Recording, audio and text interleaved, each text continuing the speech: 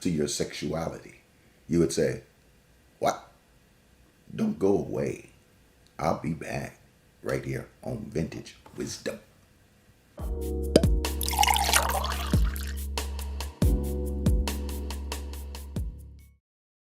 Hello, welcome to Vintage Wisdom. Vintage Wisdom is about life. As you get, I don't want to say older, I want to say vintage. A vintage of a wine is about when you crush the grapes. What was the season when the grapes were either under stress or when they were, voluptuous and ready to go?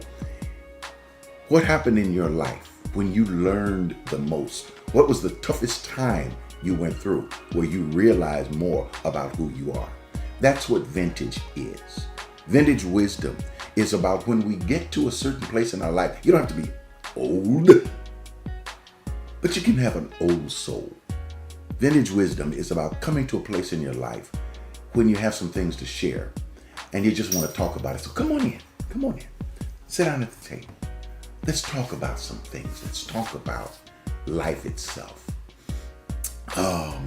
And also make sure that you hit that like button, hit it while it's there. Like it. This thing likes its algorithms. And share this with somebody because this is about to get, I don't know how heated it's going to be, but it's going to get there. I'm talking about image. I'm talking about how people got sold down the river through religion. How people got sold down the river through Christianity. Now, wait a minute before you get to the point. Say, he's talking about that crazy Christian stuff and everything else. No, this is not crazy Christian stuff. This is about faith. This is about how we see ourselves through the eyes of God, through the eyes of Christ. And I'm going to tell you something. There's a reason when you say the word Christian, just because you use that word does not mean that everybody believes it the same way as you do. I've had people, come up to me and say, hey, brother, are you a Christian? And I used to say, oh, yeah, brother, I'm a Christian. Oh, yeah, this is a wonderful, just to be able to, have this joy inside of us and live this life in Christ. Yeah, brother, it sure is good. And I've done that. Of course, that was years and years ago. But now when somebody comes to me and says, hey, brother, are you a Christian? I'll turn around and say, brother, what do you mean by that? What do you mean by what? What do you mean by Christian? Well, a Christian, And it is interesting how people actually believe that you should define yourself, if you say you're a Christian, as the way they define their Christianity. And after a while, that started getting to me. You want me to define myself with the word Christian the way you define yourself with the word Christian, instead of not asking me, am I a Christian, but asking me, hey, you a person of faith, you a spiritual person, or, I don't, everybody defines Christianity differently. How do you look at it? And at least there's some humility there. And that's what the problem is. Because that first thing about that is understanding what is Christianity. And I'm going to do one of these things in length pretty soon in Dr. Ed's place. I'm looking forward to opening up Dr. Ed's place. Dr. Ed's place is a platform where I'm able to go in depth. I can't do it right here. I can't do it, many times on this site because, you'd be surprised how they can cut off algorithms and things of that sort. Speaking of algorithms, hit that like button. Go ahead, hit it. It's just one little move. Hit it if you liking it so far. Okay. But Christian, I think, is real simple here. First of all, I'm a follower of Jesus Christ and his teachings. That starts everything. That starts the conversation. And so mostly when you start talking about teaching or what do you teach? What's everything about? I'm going to talk about image, how we see ourselves. That's that first thing, image. How I see myself, how I relate to myself, how I see other people, how I relate to other people, how I see ourselves as sexual beings, sexuality. I know you're saying, oh, why are you just throwing sex in there? Listen, it is extremely important because this is one of the hangups that have hurt people, and especially people of color, over the years, and how this thing actually began to develop. And let me tell you what happened to me today. And forgive me, I had to go to the doctor to get a shot today because my back had been acting up, and so I'm trying to, kind of fix it a little bit. I don't know. Is it vintage, age? Well, anyway, I don't know what the doctor put in that shot. So if I start going off into other directions, you'll know why. But anyway, but what we understand about our spirituality is that about how we see ourselves is talk to other people. I was talking to a friend of mine, and he's from Central America, and we were just talking about certain things and just talking about what's going on in the world and how he sees himself. And I was talking to him about, hey, spirituality, religion, everything. Okay, come on. Excuse me a second. Come on. Okay, this is Chula. And Chula is actually really bugging me because I hadn't taken her off. She said, okay. All right, Daddy gonna get to you. Okay. All right, I'm gonna get to you. But what he said to me, he says, well, what our people believe spiritually is, of course, that we're cursed. And that, that's what's causing the problems in our country and why people are violent and things. I said, wait. You believe what? Well, that's what our people believe, that our old history and, centuries ago, that we're actually cursed by God. I said, what do you mean cursed by God? Cursed with the curse of Cain. I said, you mean, yeah, you know the story of Cain killed his brother Abel, and then God cursed him and put a mark on him, and that he had to marry someone, and Adam and Eve's, he was Adam and Eve's son. He had to marry another person, but the other people were somewhere in another part of the world. And everybody's always wondered, well, where, if there was only two people, Adam and Eve and Cain and Abel, well, where did Cain find his wife? And well, there was another group of human beings, and those were the cursed people, and Cain married a cursed woman, and therefore began the generation which is there in Central America and South America. I said, you all really believe this? They believe this? And then it dawned on me. I said, this whole curse thing is not only in American religion, or should I say just religion, or in America in its religion. I've been teaching about this thing, dealing with this thing, laying hands on folk, praying about over the years, over 45 years in ministry. And it was taught by the colonists as they came over, Puritans as they came over to America, that people of color were cursed by God. I said, well, how in the world is this in Central America and in South America? And I said, oh, duh, it hit me.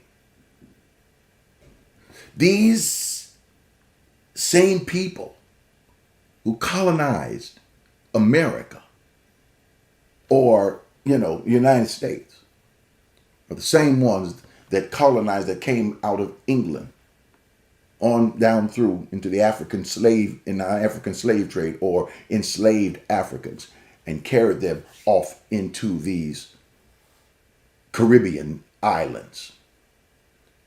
And there in the Caribbean islands, the indigenous people of these Caribbean islands were very strong people.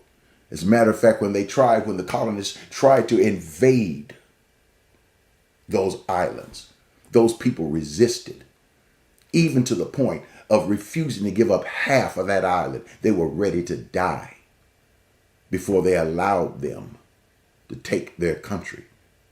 I think it was St. Kitts and a few of the other islands around in that area. Well, what they did was they took about close to 10,000 of these indigenous people, removed them from their islands. Some were taken up into Colombia, where the Mayan civilization was, off into Honduras, up Guatemala, all up down off into South America.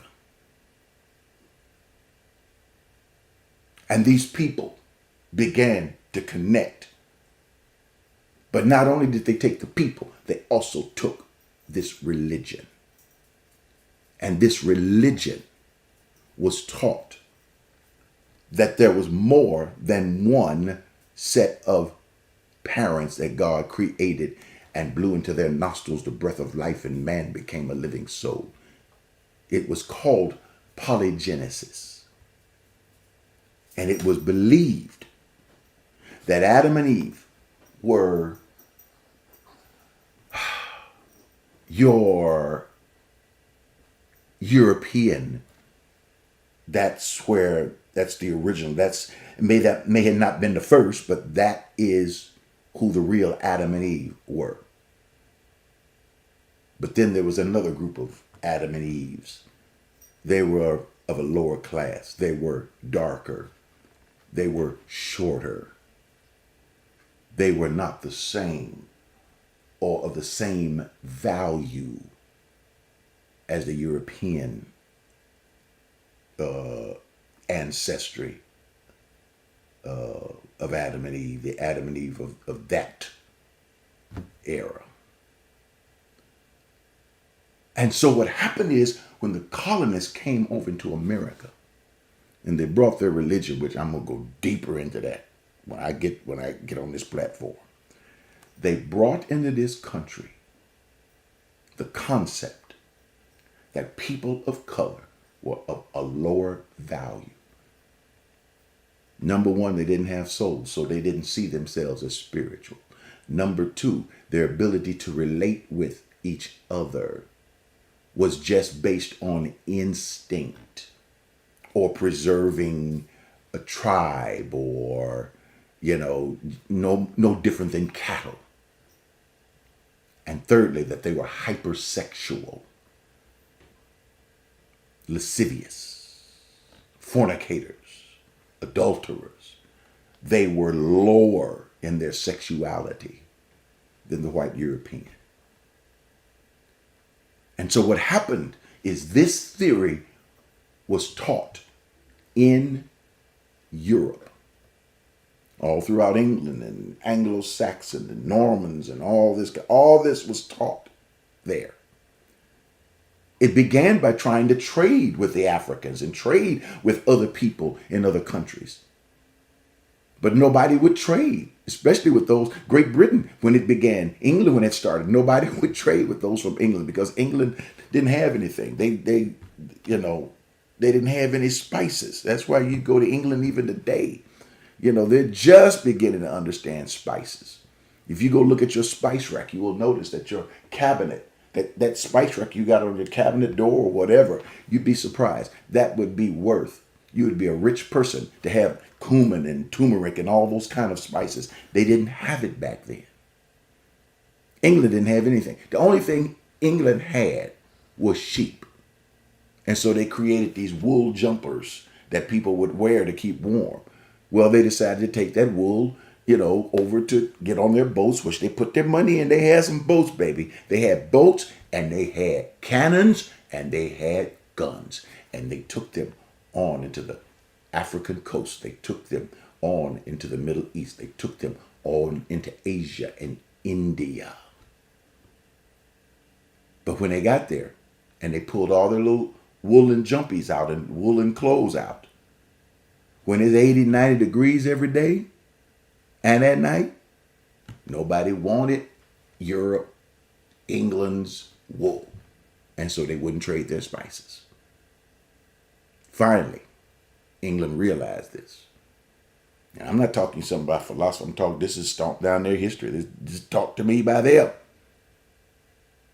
And what they finally did, they realized they would take the gospel. But the gospel that they would take was that they were valuable and there were others under them who were not valuable.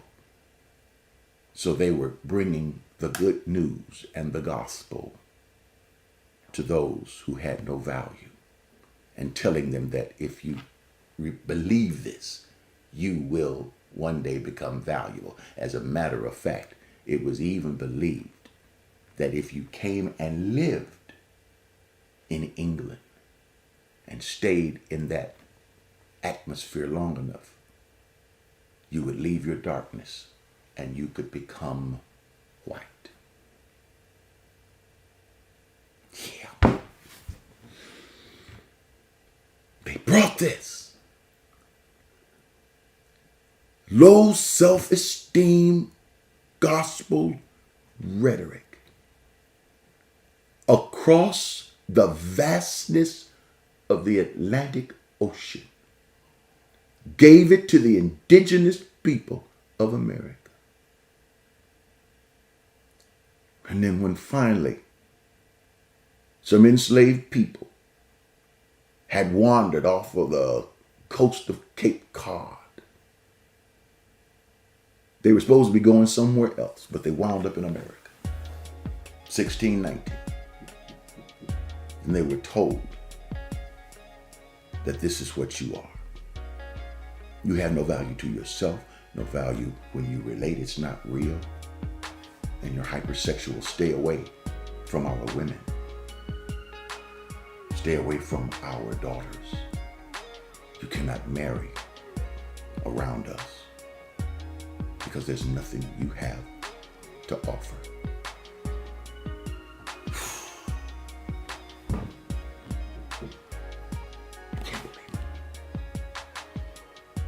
And you want to tell me why we don't talk image? Listen, hit that like button. Not only do that, but hit share. Share this. Share this. You gotta share it with some. You can't keep this to yourself. You gotta share it with somebody. And then go to myalc.org. That's myalc.org. Hit that donate button. We got to get this message out before this thing gets heated up. And it's getting heated up out there. Look, my time is up. I'm pushing as fast as I can. My time is up. I don't want to take up any more of your time. But you gotta keep this message going. myalc.org. Or you can text to give. The number should be on the screen. Hey, if you live in Katy, Texas, hang out with me. Type in Abundant Life Center. They'll put the information up. I'm way over my time. I got to go. Bye.